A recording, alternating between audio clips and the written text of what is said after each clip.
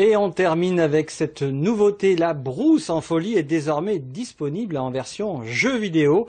C'est une première 100% locale issue d'une collaboration entre Bernard Berger et son fils Stéphane. L'occasion pour les jeunes de découvrir l'univers de la brousse en folie et de promouvoir la culture calédonienne sur le net. Nadine Guapana, Roberta Manouji.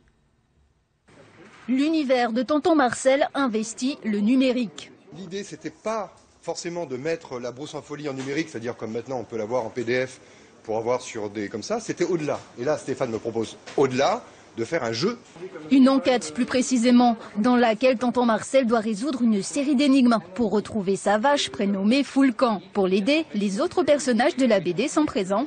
Ainsi, tout l'univers de la brousse en folie est transposé dans ce jeu vidéo calédonien, le premier du genre. Par exemple, Mimi va être en train de donner à manger aux poules, Tatane évidemment au Tatane Store. Et donc on peut aller rencontrer les personnages de la BD et communiquer avec eux à l'aide d'un dialogue à choix multiples. Donc on choisit le dialogue et aussi on peut leur demander des choses utiles qui vont nous servir à résoudre les énigmes parce qu'ils ont peut-être parfois des indices, des solutions qui vont aider Tonton Marcel et le joueur dans sa quête.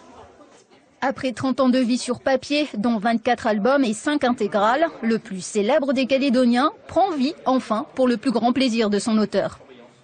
Par rapport à la BD, c'est animé quoi. Le Tonton Marcel il bouge, il marche, il va voir Mimi, les gens bougent. En plus, donc c'est un peu comme la BD avec le mouvement.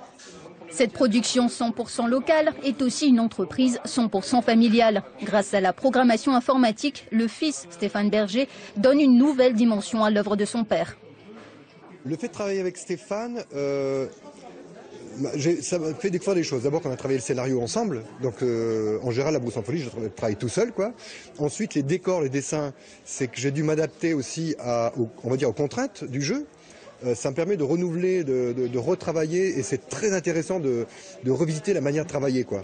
Basculer dans l'univers numérique offre de multiples possibilités. Ce jeu vidéo téléchargeable sur le net est disponible en version PC, tablette et smartphone au prix de 200 francs. Projet à venir, une version anglaise et un deuxième épisode de ce jeu. Voilà.